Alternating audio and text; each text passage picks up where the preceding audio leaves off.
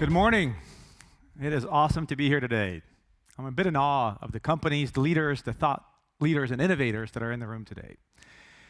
I lead Deloitte's Enterprise Trust Group. We began trying to explore, define, contextualize trust in the context of business about 3 years ago. And the deeper we looked, the more consistently we found that trust has a significant impact on business performance.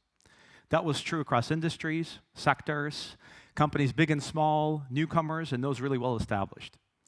That played itself and showed itself in ways like employee engagement, consumer confidence and loyalty, brand resilience and protection, and of course, financial performance.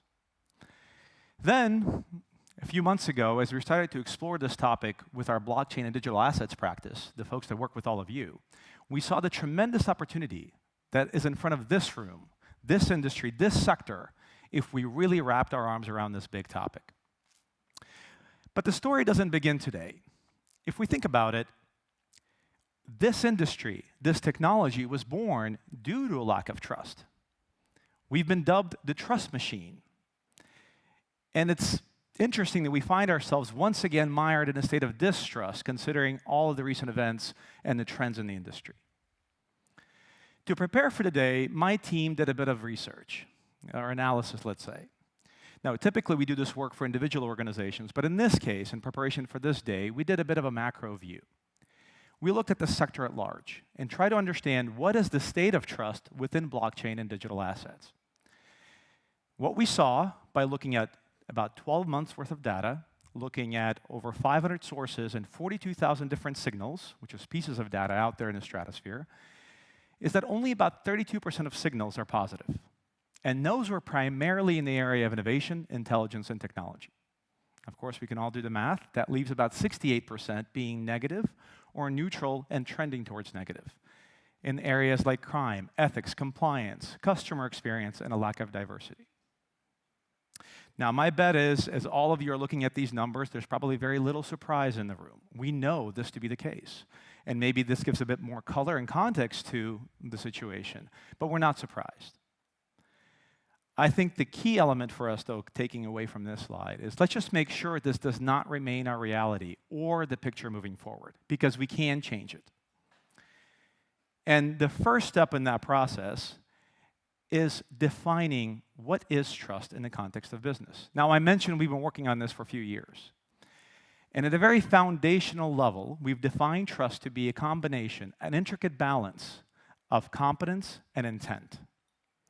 Competence is defined by organizations delivering upon their promises capably and reliably, time after time. The yin and yang you see on the slide is not an accident. It's quite intentional. And that is because the stakeholder of today expects these two to be in perfect balance and harmony. Now, when you consider this definition, it's probably not as pragmatic or practical as you'd want it to be, and I agree. But I urge you to remember this picture and apply it to everything else you're about to see, because that's the lens through which we have to define and keep that notion of trust in mind. I mentioned we look quite deep, and in that research, we worked with academics, we looked at industry leaders' perspectives, we looked at longitudinal studies, and anecdotal examples. We identified 18 areas that have a disproportionate impact on trust in the enterprise. Now, these range from ethics, from compliance, to cyber, to customer and workforce experiences. These are things that are most salient to impacting trust. Now, there's a bit of science, of course, involved here, and there's a next level of detail and granularity that's not present on this slide, but those are the 90+ trust drivers that are powering and enabling these domains. Those are the programs, the actions, the processes that every company has to do well, going back to that competence and intent, do for the right reasons in order to earn, engender, and protect trust of our stakeholders. The other key point is that this is not a static framework. Expectations evolve, new technologies emerge on the scene, and so this will evolve as well with it. But today, right now, in today's environment, these are the 18 that are most impactful to earning, protecting, and safekeeping trust. So we talk about measurement. And why is that important? Well, consider all the KPIs that organizations typically have top of mind. Numbers are everywhere. And that adage certainly applies. You can only manage what you measure. Why aren't there metrics for trust? There should be. And our approach centers on three key pillars of trust measurement.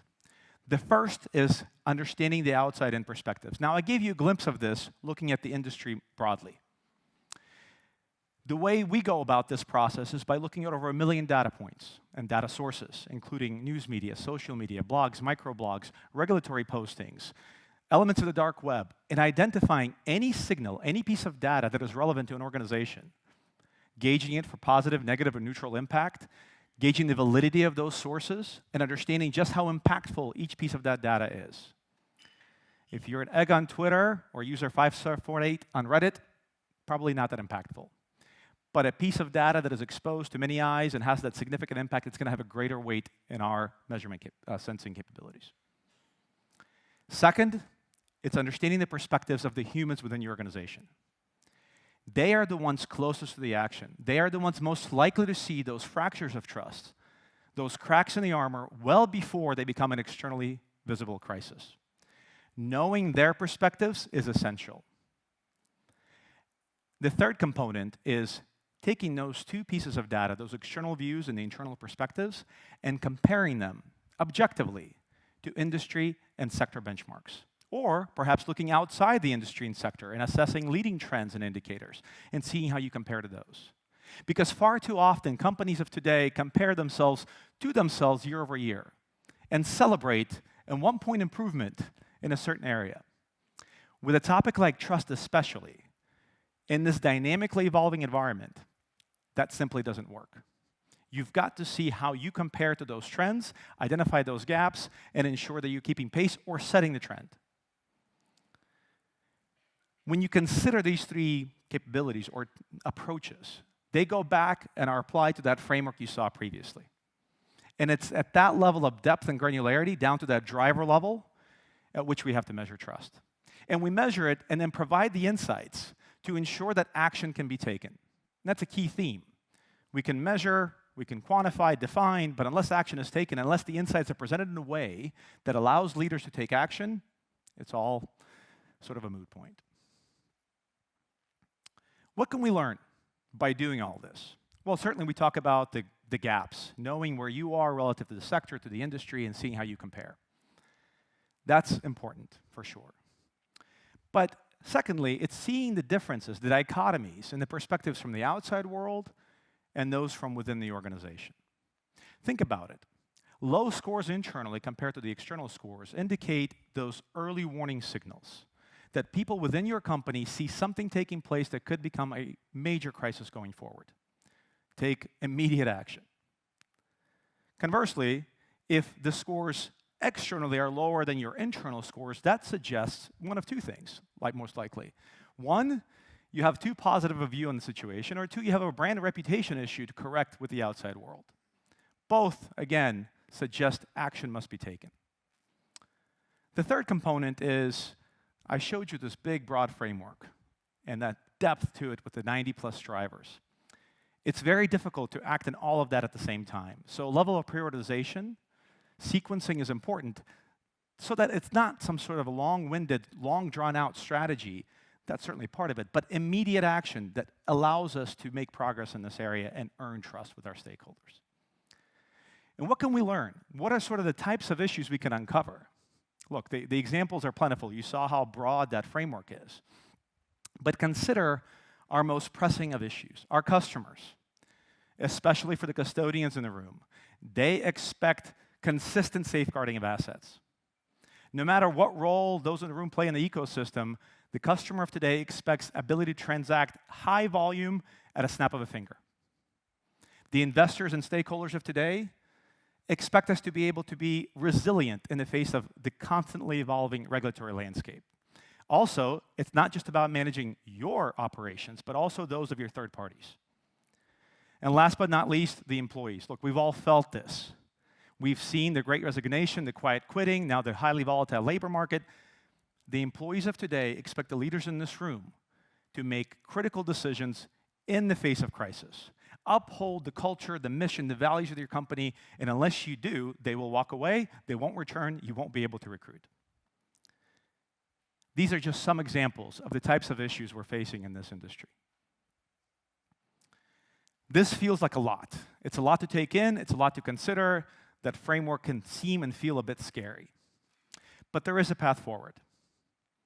And it begins with defining what does this mean for your organization. Now, again, I showed you a definition and a framework, and it's certainly applicable. But there are elements that are specific to only your organization. Those nuances are essential when you try to position trust as your path forward. Define it, contextualize it. Figure out who your key stakeholders are, what you have to do to earn their trust in today's environment, and continue to keep pulse of that situation. How do you keep pulse? By measuring, evaluating, quantifying this seemingly amorphous topic. So evaluate trust across your ecosystem. Third, all the definition and measurement in the world is not going to replace action. Why do we do all this? It's to allow companies to take action, real, tangible, pragmatic steps to earn and protect trust with our various stakeholders. I realize this is a simplistic view, but this is the path forward. And it's a path forward because in life, in business, and especially in crypto, trust is non-fungible. Thank you.